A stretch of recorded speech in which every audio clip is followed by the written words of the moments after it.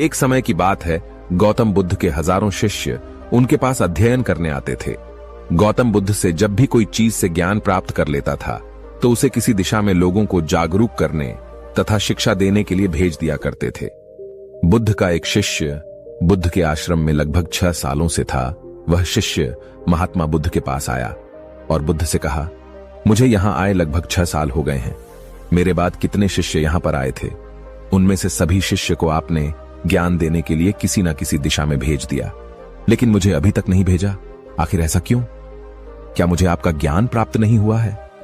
बुद्ध मुस्कुराए और बोले, यह तो तुम्हें खुद ही समझना पड़ेगा कि मेरा ज्ञान तुम्हें प्राप्त हुआ है या नहीं। शिष्य बोला, हे बुद्ध, आपने इन 6 सालों में जो मुझे उपदेश दिया है वह मुझे सब याद है। आपकी बताई हुई एक एक बात मुझे सब याद है। आप कुछ भी मुझसे पूछ सकते हैं, मैं हर प्रश्न का उत्तर देने के लिए तैयार हूं। आप मुझे एक मौका तो दीजिए ताकि मैं किसी भी दिशा में जाकर लोगों को अपने ज्ञान के बारे में बता सकूं। इस पर बुद्ध ने बोला कि ज्ञान की बात को याद रखने से कोई फायदा नहीं जब तक तुम उस आदत को खुद नहीं अपनाओ। शिष्य ने कहा, जो भी हो, कृपया मुझे एक मौका जरूर दीजिए। आप मुझ पर भरोसा रखें, मैं सभी को अपने ज्ञान से प्रभावित कर सकता हूं। मैं लोगों को ऐसी बातें बता सकता हूं जिससे लोगों के जीवन में शांति आ जाएगी और वह अपना शांतिपूर्ण जीवन जी पाएंगे। तो फिर बुद्ध ने कहा, अभी तुम तैयार नहीं हो। जब तुम उसके लिए तैयार हो जाओगे तो फिर मैं तुम्हें खुद ही किसी दिशा में जाने के लिए बोल दूंगा। शिष्य ने कहा, क्या आपने मुझे इन 6 वर्षों में इतना भी ज्ञान नहीं दिया कि मैं किसी को प्रभावित ना कर पाऊं? बुद्ध ने कहा, ठीक है, तुम पूर्व दिशा में चले जाओ। वहां एक गांव मिलेगा, वहां से भिक्षा मांग कर लाना और अपने ज्ञान से लोगों की मदद करना। कल सुबह तुम वहां अकेले जाना और शाम में आकर मुझे बताना कि तुमने लोगों की सहायता कैसे की।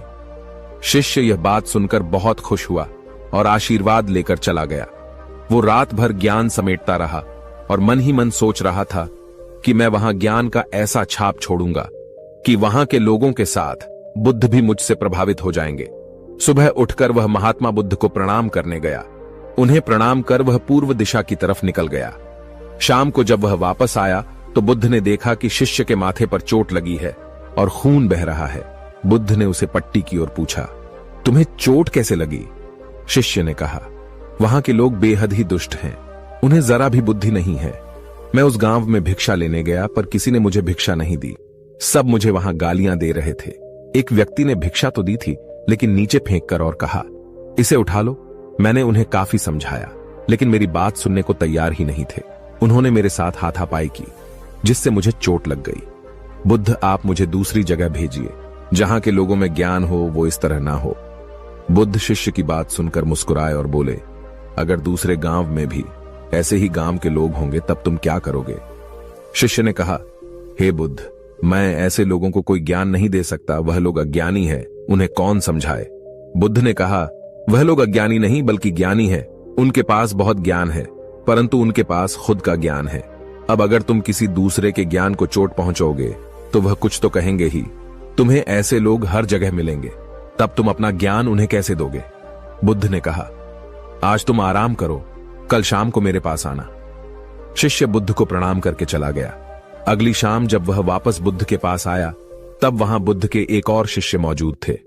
उनके हाथ में भी चोट लगी हुई थी। बुद्ध ने शिष्य के हाथ पर चोट देख उस पर पट्टी की और उससे पूछा, तुम्हें यह चोट कैसे लगी? शिष्य ने कहा, आपने पूर्व की ओर एक गांव में मुझे जाने के लिए कहा था तो वहीं मुझे चोट लगी। बुद्ध ने कहा, वहां तुम्हारे साथ क्या क्या हुआ, तुम मुझे बताओ। शिष्य ने कहा, वहां पर मैंने सबसे भिक्षा मांगी लेकिन किसी ने भी भिक्षा नहीं दी। एक व्यक्ति जिसने भिक्षा दी भी तो मुझे जमीन पर फेंक कर दी थी और कहा, उसे उठा लो। तो मैंने उसे उठाकर अपने झोले में रख लिया और मैंने उसे सफल होने का आशीर्वाद दिया। तब उस व्यक्ति ने मुझसे कहा, आप बड़े अजीब लगते हो, मैं आपका अपमान कर रहा हूं और आप मुझे आशीर्वाद दे रहे हो।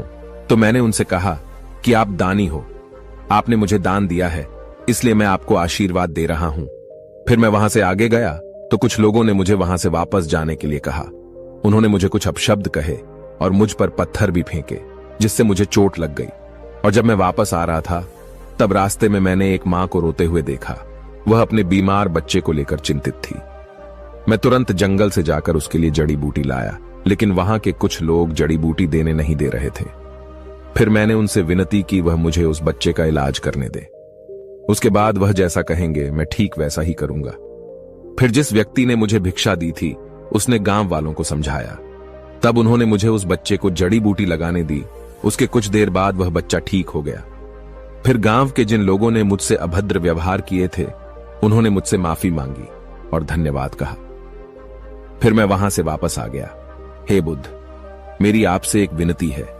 उस गांव के लोग बहुत भोले भाले हैं। क्या मैं रोज उसी गांव में जाकर भिक्षा मांग सकता हूं? ये सभी बातें पहला शिष्य खड़ा होकर बड़े ध्यान से सुन रहा था। उसने यह सुनते ही बुद्ध के चरणों में गिरकर कहा, हे बुद्ध, मैं समझ गया हूं कि अभी मैं उस लायक नहीं हुआ हूं कि मैं दूसरों को ज्ञान दे सकूं। बुद्ध ने कहा, हमें बाहर वैसे ही लोग दिखाई देते हैं जैसे हम अंदर से होते हैं। जब तक स्वयं को नहीं बदल सकते तब तक किसी को नहीं बदल सकते हैं। खुद में बदलाव लाना ही जरूरी है। अपने आप में बदलाव लाकर ही इस दुनिया को आप जीत सकते हो। मैं आशा करता हूं इस कहानी से प्राप्त ज्ञान से अब आपके जीवन में सकारात्मक बदलाव जरूर आएगा।